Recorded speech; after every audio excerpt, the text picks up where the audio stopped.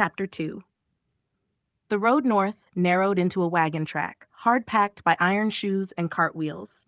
My mare's ears flicked with every clatter of the column behind us. Dust drifted up in low clouds, turning the air copper in the last of the light. I let Gypsy settle into a ground-eating lope and kept my eyes on the tree line. Kentucky rolled out on either side. Fence rows broken down by foragers, corn stubble trampled flat, smoke from some farmer's chimney curling above a ridge.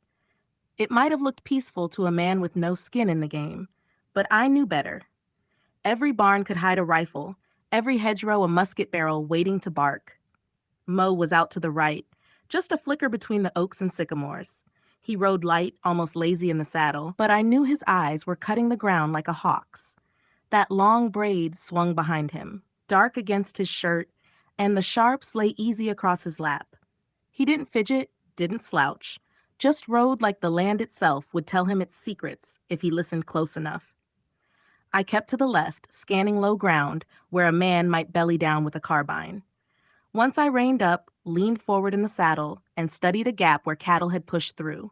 Fresh tracks, hoof cuts, smaller than cavalry stock, maybe farm horses. Headed south. Nothing to fret over, but I made a note in my mind. The sky bled purple, and the first stars winked in.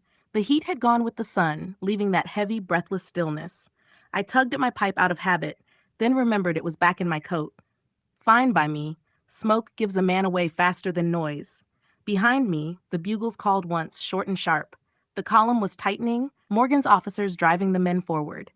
It wouldn't be long till we angled down toward the Ohio. I felt the weight of it pressing closer with every mile. Then the night cracked. A thin, high note floated across the dark from the right. Mo's whistle. I reined in Gypsy and turned toward the road. It was full dark now, her hooves striking the hard-packed clay with a hollow ring. I caught a flicker in the trees. Mo riding toward me. He pulled up short in the road. "I seen fire up ahead," he said. "Figured we better check." "Good call," I answered. "You head back. Let 'em know to hold the column till I give word." Mo nodded once, swung Frog around, and vanished down the road, his outline swallowed in the dark. I pressed Gypsy forward, slow and careful, keeping her steps quiet.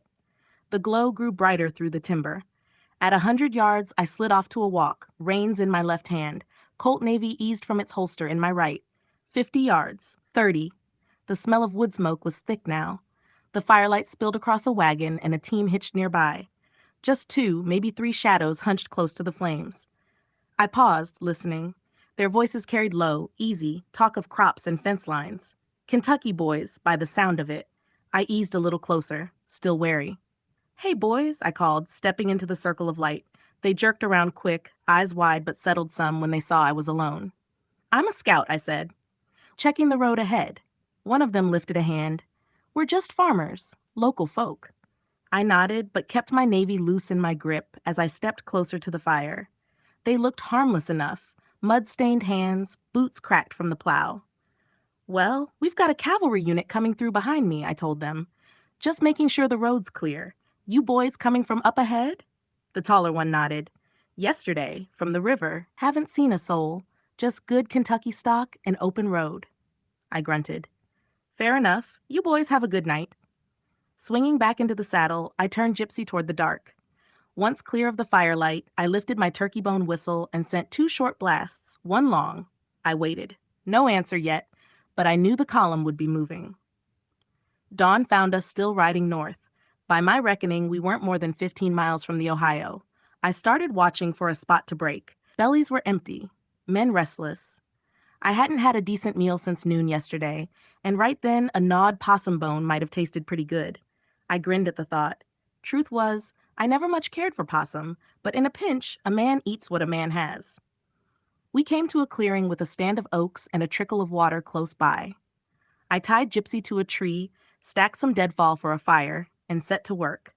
Behind me, I could hear the low thunder of the column, set no more than 100 yards back now. The air was heavy with dust and horse sweat. "Well," I muttered, striking flint, "better get cooking before this place is swarmed with soldiers."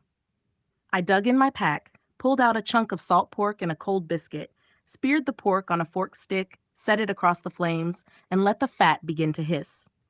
The fat from the pork was popping when the first riders pushed through the brush. Hungry eyes found the fire quick as buzzards. Hell, Rook, one of them said, you always draw the jobs that make sure you eat. Just because you don't cook, I told him, spearing the meat and sliding it onto a tin plate. Fire was here before you showed up. You want breakfast? Get your own wood. That got a few laughs. One of the boys, Miller, squatted close, tore at the biscuit I'd set aside. Don't mind if I do. Best thing I've seen since we left Tennessee. Then you ain't been looking, another man cut in. I seen a farmer's daughter out yonder would make you forget biscuits and salt pork both. The group chuckled, low and tired. I let 'em have it. A little talk about women kept men from thinking too hard about bullets. Mo rode up quiet, frog blowing steam. He shook his head at the circle. Food won't sit long if you don't move soon. Morgan wants the column pushed. I nodded, broke the pork in half, and handed him a piece. Eat while you got teeth, kid. Morgan'll run you ragged before we see night again. He took it without a word, chewed slow, eyes on the road north, always watching, always listening. We saddled up before the grease cooled in the pan.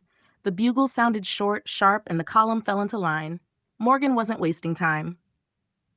By mid-morning, the heat was back. Dust rolled up in thick sheets, clinging to sweat, choking every breath. Horses stumbled on stones, men cursed and pushed forward. The whole line smelled of leather, iron, and hunger. Miller dropped back to ride beside me.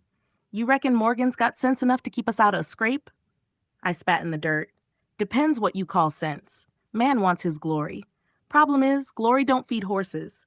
Mo cut a glance from the trees, close enough to hear. Glory don't bury 'em either. Dirt does that. The men laughed, but there wasn't much cheer in it. We kept north, winding through hollers and low ridges. Once we came on a farm, smoke still rising from the chimney, chickens scattering in the yard. The farmer's wife stood with her arms crossed tight, two little ones behind her skirts. Nobody said a word. The column rolled past like a flood that left no blessing.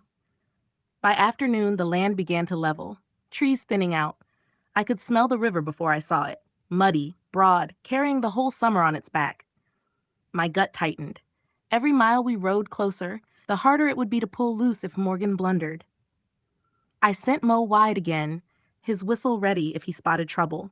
My eyes stayed on the road ahead. We topped a low rise, and there it was, the Ohio, flat and wide under the noon sun. Green banks spread on either side, and the water flashed like hammered metal. I pulled Gypsy to a halt, lifted a hand for the column behind me. The men drew up, coughing, stretching in their saddles. Some stared like they'd never seen a river before. Then I caught it, a plume of smoke upriver, thin but steady. A steamer, black stack rising, churning down toward us maybe a mile off. I narrowed my eyes. The raid had found the water. The question was whether the water would let us across.